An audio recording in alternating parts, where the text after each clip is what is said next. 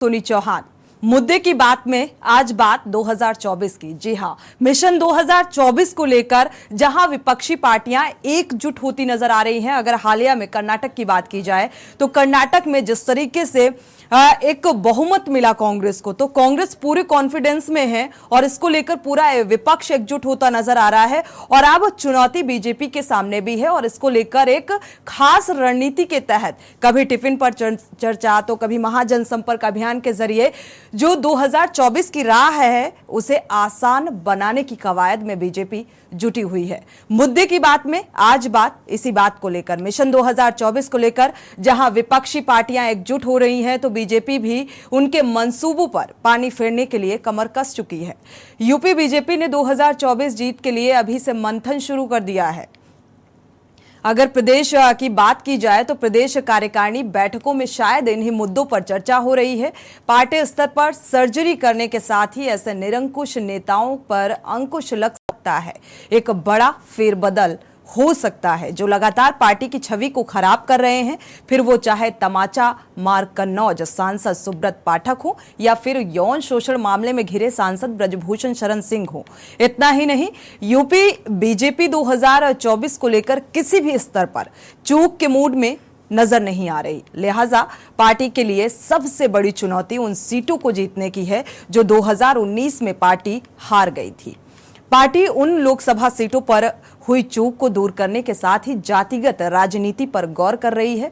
माना यह जा रहा है कि पार्टी करीब 10 जिलों के अध्यक्षों का भी बदलाव कर सकती है ताकि किसी भी सूरत में उसे हार का सामना ना करना पड़े और इसके साथ ही जातीय समीकरणों को भी तवज्जो दी जा रही है। कुल मिलाकर कहा जा सकता है कि बीजेपी 2024 से पहले पार्टी की सर्जरी पर आमादा है, क्योंकि किसी भी तरीके का रिस्क नहीं उठाना चाहती बीजेपी। अब सवाल ये उठता है कि यूपी बीजेपी इस सर्जरी के जरिए पार्टी को दिल्ली ले जाने में कितनी मददगार साबित होगी। इस पर आज चर्चा करने के लिए हमारे साथ खास मेहमान भी जुड़े हुए हैं और इसी बात को लेकर चर्चा करेंगे, क्योंकि लगातार जो कई नेता हैं वो सवालों के घेरे में हैं। तमाम आरोप और प्रत्यारोप के बीच एक बड़ा बदलाव हो सकता है 2024 से पहले बीजेपी की तरफ से कोई एक अहम फेरबदल देखने को मिल सकता है, क्योंकि लगातार जो छवि है वो धूमिल होती नजर आ रही है। इसी को लेकर आज मुद्दे की बात में हम चर्चा करेंगे। हमारे साथ खास मेहमान जुड़े हुए हैं।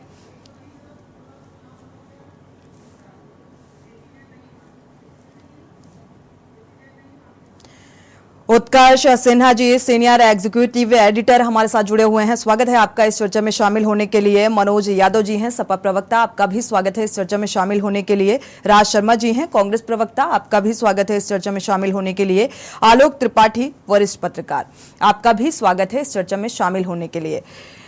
देखा जाए, शुरुआत उत्कर्ष जी आपसे ही कर लेते हैं, क्योंकि लगातार अगर विपक्षी पार्टियों की बात की जाए तो एक रणनीति के तहत, क्योंकि सभी 2024 के लिहाज से जुटी हुई हैं और एक खास रणनीति के तहत इस राह को आसान बनाने की कवायद में जुटी नजर आ रही है। लेकिन चुनौती बीजेपी के सामने भी काफी अहम नजर आ रही है। विपक्षियां पार्टी एक मत है और यहां पर चुनौती बीजेपी के सामने। अब देखा जाए, एक 2024 की राह को आसान बनाने के लिए, क्योंकि दिल्ली का रास्ता यूपी से होकर गुजरता है, 80 लोकसभा सीटों को लेकर एक खास रणनीति के तहत, और यह रणनीति कितनी कारगर साबित होने वाली है, क्या कुछ देख पा रहे हैं आप?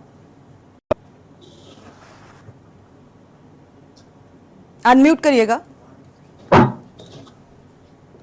बहुत सीधी बात है कि उत्तर प्रदेश में अगर आप सियासी सरगर्मियों को देखें तो बहुत साफ दिखाई दे रहा है कि 2024 के चुनाव के लिए सबने अपनी तैयारियां शुरू कर दी है। आप एक लाइन से देखिए, समाजवादी पार्टी लगातार प्रशिक्षण शिविर चला रही है और अखिलेश यादव हर जगह रोड शो कर रहे हैं जहां भी वो शिविर को संबोधित करने जा रहे हैं। राष्ट्रीय लोकदल ने समरसता अभियान की शुरुआत कर दी है, पश्चिम उत्तर प्रदेश में सामाजिक समरसता अभियान चला रही है। कांग्रेस भी इस तैयारी में है कि वो प्रभारी बदलेगी और प्रदेश नेतृत्व में बहुत परिवर्तन की उम्मीद लगाई जा रही है। और भारतीय जनता पार्टी बहुत जोर शोर से, क्योंकि यही एक ऐसी पार्टी है, इसमें कोई दो राय नहीं, कि जो इलेक्शन मोड में और अपने कार्यकर्ताओं को लगातार किसी न किसी बहाने सक्रिय किए रहती है। तो अभी महाजनसंपर्क अभियान बहाना भले ही 9 साल का मोदी का कार्यकाल हो, लेकिन असली कसरत यह है कि ग्रासरूट लेवल पर जो जमीनी स्तर पर कार्यकर्ताओं की नाराजगी है, जो कार्यकर्ताओं का एक समझिए कि बहुत ये कड़वी हकीकत है, बीजेपी के नेता इसको बहुत अच्छे से समझ रहे हैं कि उनके कार्यकर्ताओं में वो जोश नहीं है जो आज से कुछ साल पहले था। और उसका नतीजा भी सामने आया। निकाय चुनाव में मेयर की 17 सीटें भले ही वो जीत गए, लेकिन जब नगर पालिका और नगर पंचायतों तक गए तो वहां पर पार्टी का प्रदर्शन बहुत खराब रहा। तो कुल मिला के एक ऐसी स्थिति है जिस पर चर्चा करनी है कि आज अब इस महाजनसंपर्क अभियान का महत्व आप ऐसे ही समझिए कि जेपी नड्डा जो पार्टी के राष्ट्रीय अध्यक्ष है वो खुद उत्तर प्रदेश दौरे कर रहे हैं। अमित शाह की बिजनौर में एक रैली होने जा रही है। तो ऐसी स्थिति में ये समझ कोई हर्ज नहीं है कि बीजेपी बहुत चिंतित है, अभी से सक्रिय है। एक लगभग साल भर 11 महीने का टाइम अंदाजन है चुनाव में, तो वो 11 महीने में वो अब इसी तरह की कसरत चलती रहेगी। हाँ, साथ में एक बात मैं कहना चाहूंगा कि बीजेपी में एक अजब तरह की स्थिति आजकल देखने को मिल रही है कि पार्टी के संगठन को लेकर के निर्णय बहुत देर से ये काम पहले हम लोग कहते थे कि कांग्रेस में निर्णय नहीं होते हैं या दूसरी पार्टियों में निर्णय नहीं होते, लेकिन भारतीय जनता पार्टी में आज से 4 महीने पहले, 3 महीने पहले क्षेत्रीय अध्यक्षों की नियुक्ति हो गई, लेकिन उनकी कार्यकारिणी नहीं बन पाई, उनकी टीम ही नहीं बन पाई अभी तक। अब ये माना जा रहा है कि ये महाजनसंपर्क अभियान जब 20 तारीख को खत्म होगा तो उसके बाद फिर संगठन बनेगा। जिला अध्यक्षों की कुछ की सूची जारी हुई, फिर लटक गई। फ्रंटल ऑर्गेनाइजेशन जिनको कहते हैं, अल्पसंख्यक मोर्चा है या महिला मोर्चा है, ओबीसी मोर्चा है, इसमें लंबे समय से कोई फेरबदल नहीं हुआ है। तो एक बिल्कुल संगठन को लेकर ये कहा जाए कि आखिर इतना फैसला लेने में इतना लेट लतीफी क्यों, और क्या पूरी तरीके से अभी विचार विमर्श नहीं हो पाया है, और इतना लेट लतीफी को लेकर वजह जानने की कोशिश करेंगे। मनोज यादव का रुख कर लेते हैं। मनोज जी, आपके पास आएंगे। देखा जाए लगातार जीत का दावा बीजेपी कर रही है, हालांकि सभी विपक्षी पार्टियां पूरी तैयारी में नजर आ रही हैं और फोकस 80 लोकसभा सीटों को लेकर, क्योंकि दिल्ली का रास्ता यूपी से होकर गुजरता है और अब टिफिन में चर्चा महाजनसंपर्क अभियान। देखा जाए लगातार बीजेपी महाजनसंपर्क अभियान के जरिए भी जुड़ती हुई नजर आ रही है, तो ये कितना कारगर साबित होने वाला है? हालांकि आरोप विपक्ष के बहुत हैं।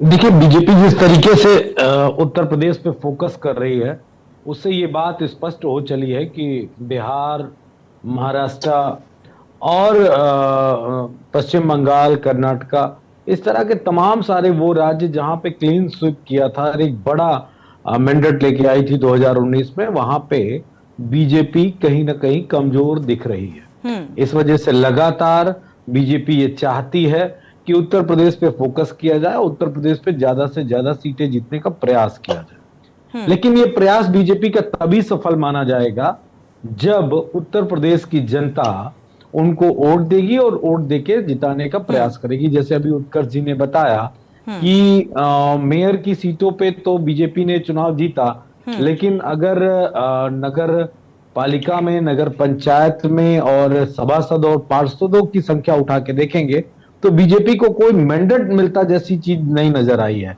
तो ग्राउंड रिपोर्ट जो आज के चुनाव की है, जमीनी हकीकत की है, वो ये है कि वो बीजेपी के खिलाफ है, बीजेपी के पक्ष में नहीं है।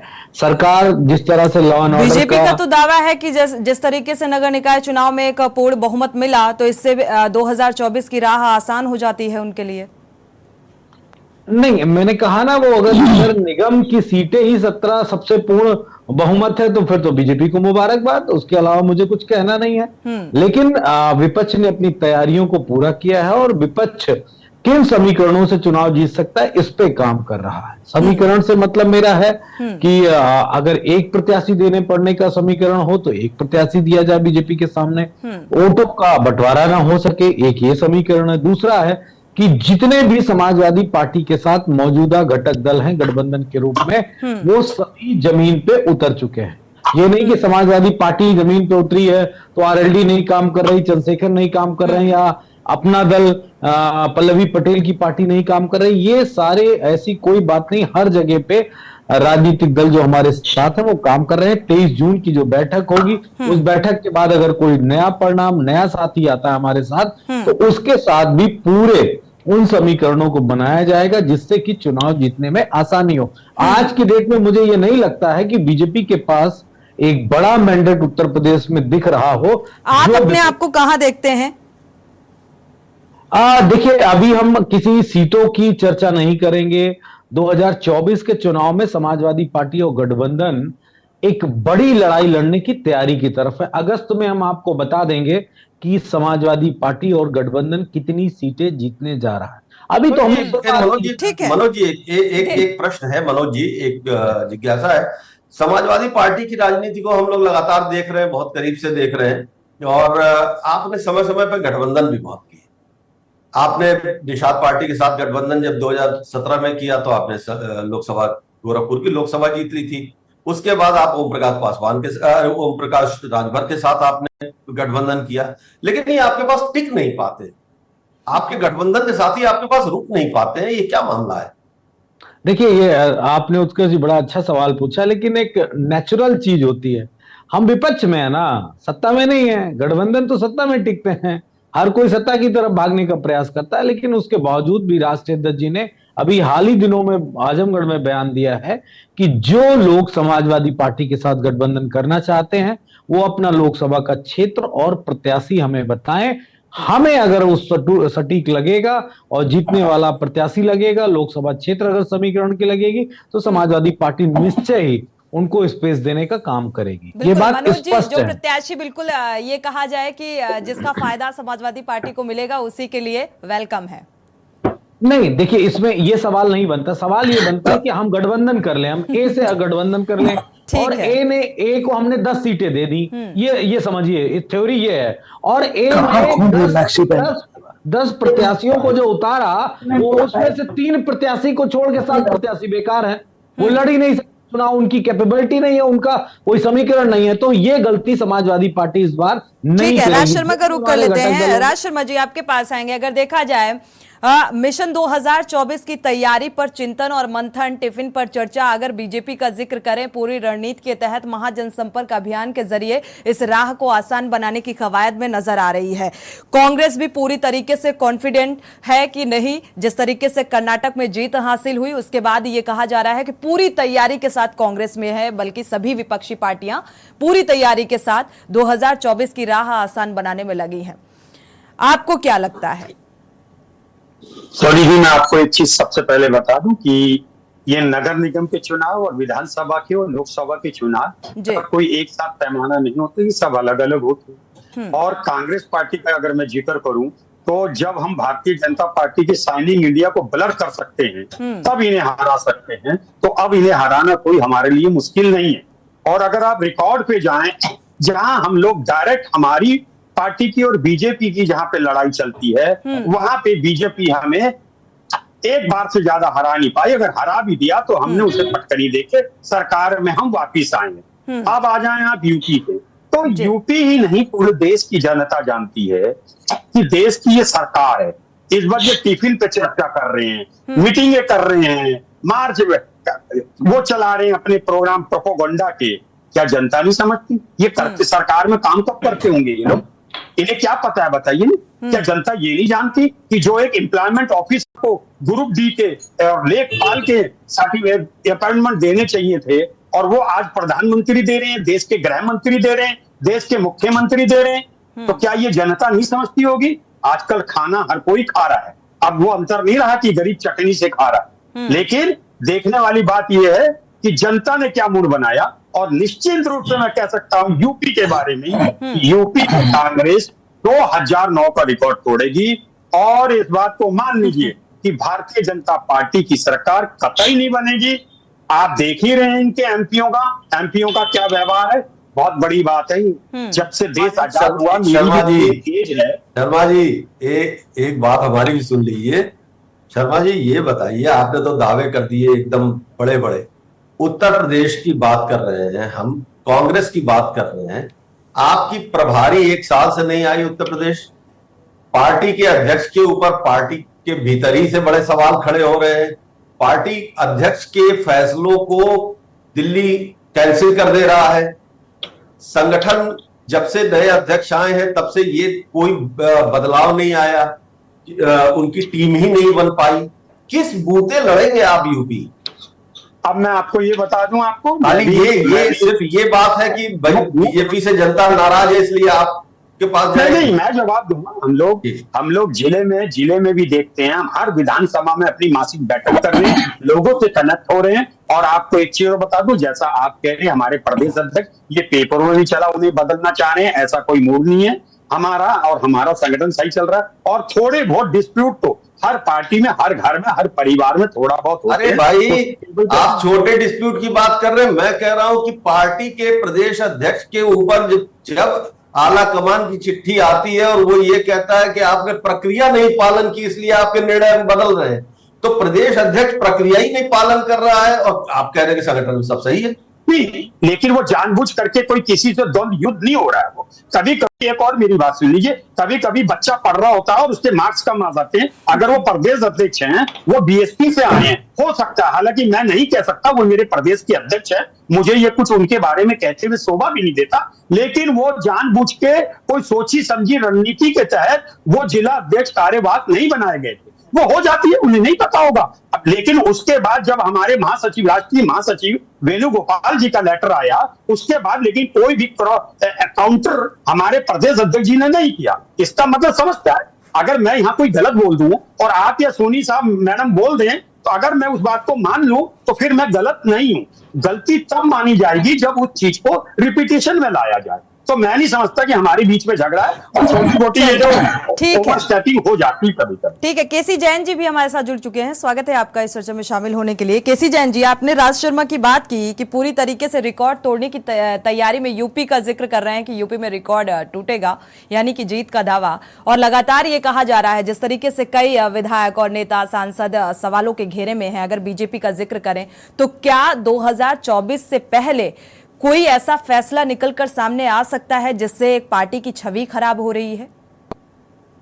इस पर चिंतन और सोनी जी देखिए, चुनाव के पहले सारी पार्टियों का अधिकार है कि हम चुनाव जीत रहे हैं, इस तरीके की घोषणा कर देना, इस तरीके का दावा कर देना। और कोई भी पार्टी मैदान में आती है तो चुनाव जीतने के लिए आती है, तो उसके लिए ये कहना लाजमी भी है कि भाई हम चुनाव जीत रहे हैं। वो चाहे उत्तर प्रदेश को लेकर के, चाहे समाजवादी पार्टी हो, चाहे बीएसपी हो, चाहे कांग्रेस हो। लेकिन बात जो बार बार गठबंधन की होती है और चुनाव जीतने और हारने की होती है, तो अनम्यूट करिएगा, आपकी आवाज नहीं आ रही। साहब आपकी आवाज नहीं मिल रही है जी। जब जी हेलो जी, केसी जैन जी सुन पा रहे हैं।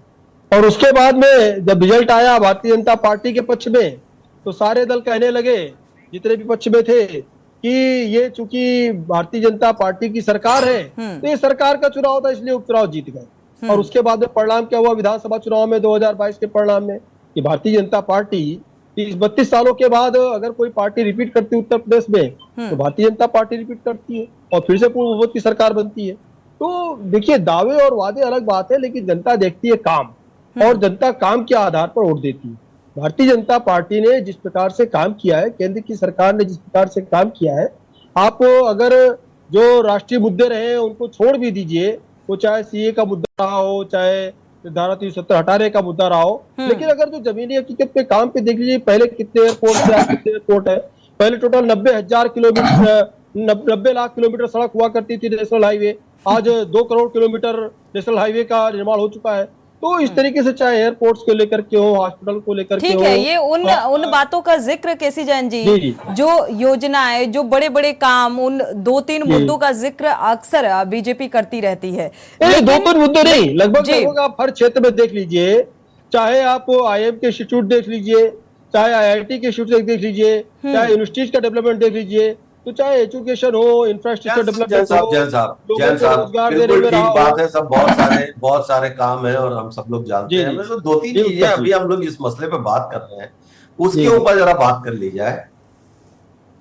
कितने मंत्री बदल रहे हैं? देखिए, ये तो पार्टी का एक जैसा अधिकार भी है, पार्टी का अंदरूनी मामला भी है, और इसके पहले भी मंत्री बदले, तो मंत्री खबर बदलते तो भी ये हैं, है, लोगों को खबर तो ये जिम्मेदारी है भी कि मिलती बहुत है। बड़ी सर्जरी होने जा रही है। आपके प्रभारी जो है, प्रदेश के प्रभारी हैं राधा मोहन सिंह जी, जी जी। उनका प्रभार भी बदला जाएगा। खबर तो ये भी है कि बहुत सारे जो मंत्रीगण हैं उनको लोकसभा चुनाव लड़ाने के लिए उनको मंत्री पद से फिलहाल दायित्व से मुक्त किया जाएगा। खबर तो ये भी है कि केंद्रीय मंत्रिमंडल के भीतर बदलाव होगा। लेकिन सब कुछ खबरें तो है, वो जब बिल्कुल, होगा तो होगा। और जरूरत के आन पर जब सब कुछ अच्छे से किया जा रहा है, बेहतर एक किया बात गया ये है। बताइए कि आप एक मिनट हमारी बात सुन लीजिए। आप जी। दावे बहुत अच्छे हैं और वो आपका अधिकार है दावे करना। 2017 में 303 सीटें, उसके बाद डबल इंजन की सरकार, उसके बाद सीट घट गई और 55 सीटें घटी, फिर 82 तो ऐसी आई, आप ध्यान से सुनिएगा, 82 तो ऐसी आई जो बिल्कुल मार्जिनल थी। तो चलिए, बहरहाल बहुमत तो आपका था, 250 से ऊपर थे आप, तो उसमें कोई दो राय नहीं है। लेकिन घटाव वोटों में हुआ। फिर स्थानीय निकाय के चुनाव आ गए। स्थानीय निकाय के चुनाव में ऊपर आपने बहुत अच्छी जीत हासिल की, नीचे थोड़ा कमजोर पड़ गए। उसके बाद इन सबके बावजूद जी जी। ये रेड जोन वाली जो सीटें आइडेंटिफाई हो गई हैं 18, जहां खतरा बहुत ज्यादा है, और जहां उसके अलावा जो 20 सीटें ऐसी हैं जो बहुत ज्यादा दिक्कत वाली हैं, तो ये 38-40 सीटें अगर इतनी खतरनाक हो जा रही है, तो ये डबल इंजन ट्रिपल इंजन वाली सरकार का प्रभाव, मुझे ये नहीं कहना कि क्यों बदल रहा नहीं बदल, मैं ये जानना चाहता हूं कि आखिर आप लोगों को क्या लग रहा है कि क्यों ये गड़बड़ हो। देखिए उत्कर्ष जी, देखिए बात बिल्कुल, ये है कि केसी जैन जी, जहां इस तक बात का जवाब ब्रेक से वापस आएंगे तो ले लेंगे, क्योंकि बेहद अहम सवाल था ये। और जो 2024 की अगर बात करें तो इसको लेकर पूरी तरीके से चिंतन और मंथन भी किया जा रहा है, और एक बदलाव जिस तरीके से जिक्र किया गया कि एक बड़ा फेरबदल भी देखने को मिल सकता है। वक्त एक छोटे से ब्रेक का, लौटेंगे जल्द। आप देख रहे हैं के न्यूज, खबरों का सारथी। देखें कौन नया खिलाड़ी आया है, समझा देते हैं, प्यार से समझाएंगे। ये तो अपनी जुबान है। जुबान एक हो तो दिल भी एक होने चाहिए। विमल, बोलो जुबान केसरी। आप देख रहे हैं के न्यूज, खबरों का सारथी। ब्रेक से वापस आ रहे हैं, और इस बार फोकस हारी हुई सीटों को लेकर और एक बड़े फेरबदल की तैयारी, क्योंकि लगातार ऐसे कई नेताओं के नाम सामने आए, चाहे ब्रजभूषण शरण सिंह का जिक्र कर लें, चाहे सुब्रता का जिक्र कर लें। लगातार ये कहा जा रहा है कि ये जिस तरीके से बोल रहे हैं, भाषा पर नियंत्रण नहीं है, आरोप लगाए जा रहे हैं, तो इसको लेकर पार्टी की छवि पर कहीं ना कहीं असर पड़ेगा, और इसको लेकर कुछ बदलाव, कुछ ऐसे डिसीजंस लिए जा सकते हैं। चर्चा में वापस लौटते हैं, हमारे साथ खास मेहमान जुड़े हुए हैं। आलोक त्रिपाठी जी का रुख करें, उससे पहले केसी जैन जी से जवाब लेंगे, क्योंकि सवाल बेहद महत्वपूर्ण था। देखिए सोनी जी, इसके आदरणीय उत्कर्ष ने जो सवाल किए हैं कि भाई क्या कारण है कि लोकप्रियता कम हो रही या चेंज हो रही सीटें, देखिए इसके पहले भी तमाम सारी सीटों पर सियासी चेंज किए गए, वो चाहे विधानसभा चुनाव रहा हो, चाहे लोकसभा चुनाव रहा हो, चाहे उपचुनाव रहा हो, चाहे रामपुर की सीट पे रहा हो, आप देखिए। और उसके बाद में अभी आप देखिए जो नगर निकाय के चुनाव हुए, नगर निकाय के चुनाव में मेयर की भी कई सारी सीटें चेंज की गई, और जिनको कहा जाता था कि भाई बहुत कद्दावर नेता है, इनका तो चेंज ही नहीं होगा, लेकिन आम कार्यकर्ताओं को वहां पर तवज्जो दी गई, तरजीह दी गई, और एक आम कार्यकर्ता को वहां पर दूसरे नेता की जगह पर उसको चुना गया। आप लखनऊ की सीट को देख लीजिए, चेंज की गई, नंदी जी की वहां सीट देख लीजिए, चेंज की गई, और सीटें चेंज होने के बाद भी अब जीत करके आए। देखिए भारतीय जनता पार्टी की विचारधारा को देख करके, उसको काम को देख करके जनता वोट करती है, ना कि केवल और केवल व्यक्तिगत चेहरे पर।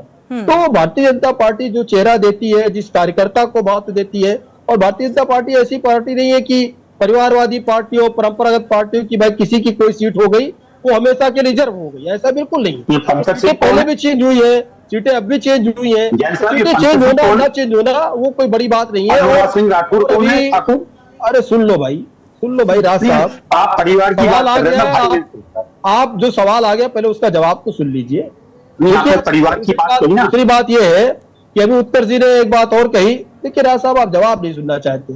उत्तर जी ने इतने सारे सवाल कर दिए, उसका जवाब तो ले लीजिए। मेरी बात तो सुनिए ना। ठीक है, बात पूरी होने दीजिए जी। तो पहले आप जवाब आ रहे पंकज सिंह के फादर कौन है? दुष्यंत सिंह के परंपरागत यहाँ पर कोई सीट नहीं है, कोई सीट मेरी बात परंपरागत नहीं है। अनुराग सिंह ठाकुर कौन है?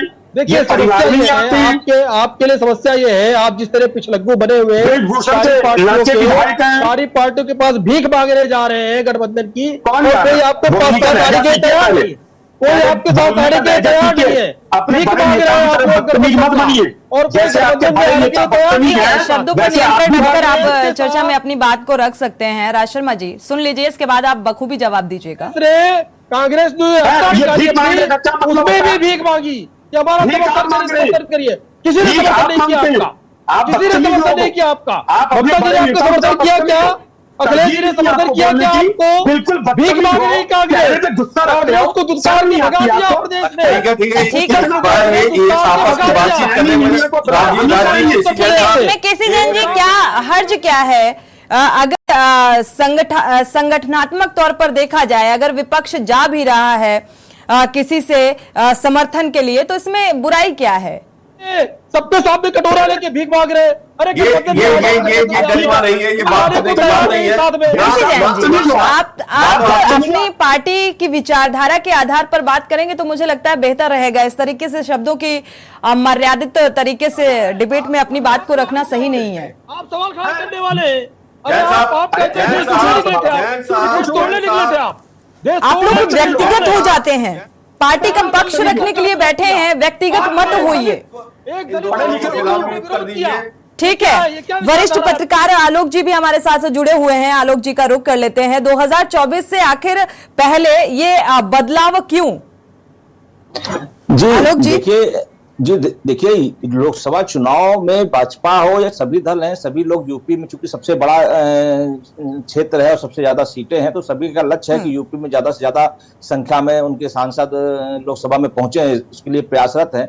लेकिन मेन बात देखिए, किसी भी दल के लिए इतना आसान नहीं है। एक एक दल की अगर हम बात कर लें, भाजपा के लिए देख लीजिए तो भाजपा का जो पश्चिम में जाट वोट बैंक था वो इधर नाराज हो गया, और उसका खामियाजा पिछले विधानसभा चुनाव में या जो स्थानीय निकाय के चुनाव में उसको भाजपा को उठाना पड़ा। वहां समाजवादी पार्टी और रालोद ने अच्छा संघर्ष करके जीतने की कोशिश की और जीत के आए। तो ये है, अब जैसे जिस तरह से वहां दिल्ली में धरना प्रदर्शन चल रहा है जिसमें पश्चिम के जाट और पहलवान और तमाम किसान यूनियन समर्थन दे रहे हैं, उसको लेकर के इधर जो गोंडा में जिस तरह से कल एक शक्ति प्रदर्शन हुआ, तो उसके लेकर के भी भाजपा के सामने एक दुविधा है कि जाटों को मनाए कि राजपूतों को मनाए। ये एक बड़ा मुद्दा है। इसी को लेकर के भाजपा लगातार महाजनसंपर्क अभियान हो, चाहे टिफिन पे चर्चा हो, इस तरह से करके लोगों को सक्रिय बनाए रखने का प्रयास करती है। लेकिन भाजपा से मुकाबला करने के लिए विपक्ष के पास एक बहुत बड़ा मजबूत नेता की आवश्यकता है। यूपी में कांग्रेस बसपा के आए हुए नेताओं के भरोसे कांग्रेस चल रही हो, चाहे वो खाबरी जो पार्टी के भाजपा के उसके क्षमा चाहूंगा कांग्रेस के प्रदेश अध्यक्ष हैं, वो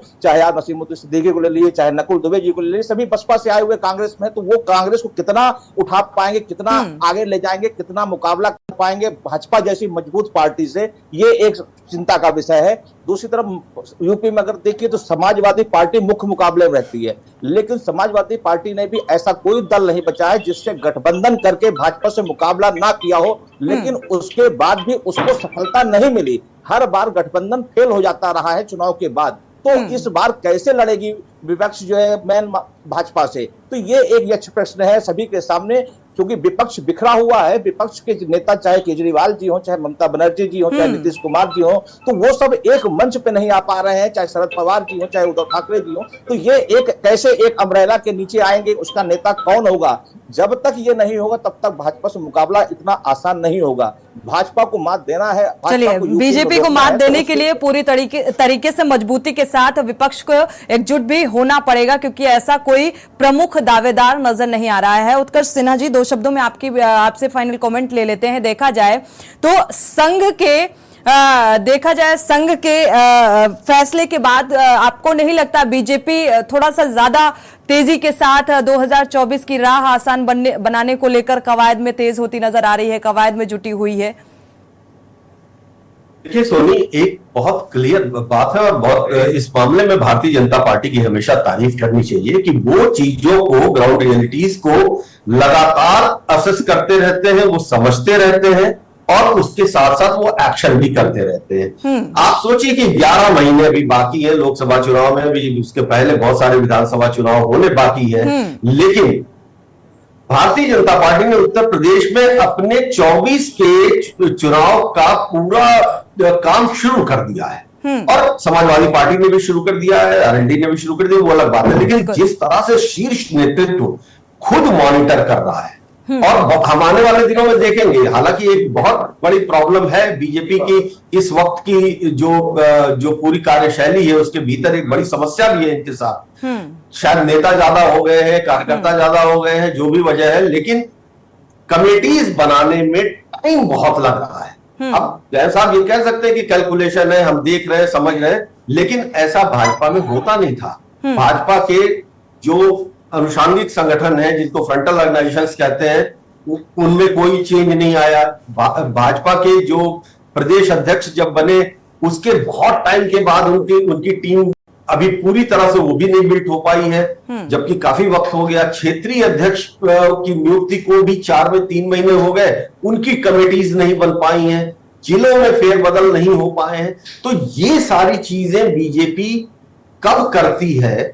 हालांकि ग्राउंड पे बड़े नेताओं की रैलियां, टिफिन पे चर्चा, बहुत सारे कार्यक्रम, पहले चाय पे चर्चा होती थी, अब टिफिन पे चर्चा, लेकिन बीजेपी को पता है कि इस बार की राह वैसी आसान नहीं है जैसी पिछले 2 चुनाव में हुई थी, इसलिए बीजेपी सतर्क है। बिल्कुल सतर्क है और सतर्क सभी पार्टियां हैं, देखा जाए। आपके पास आएंगे मनोज जी, ये जो लगातार कहा जा रहा है यूपी बीजेपी की सर्जरी और इसमें एक बड़ा बदलाव, तो ये इसकी वजह क्या मानते हैं? क्या लगातार जो आरोपों में घिरे हैं जो नेता बीजेपी के, ये भी एक वजह मानी जाए? क्योंकि कहीं ना कहीं इसका भी नुकसान उठाना पड़ सकता है।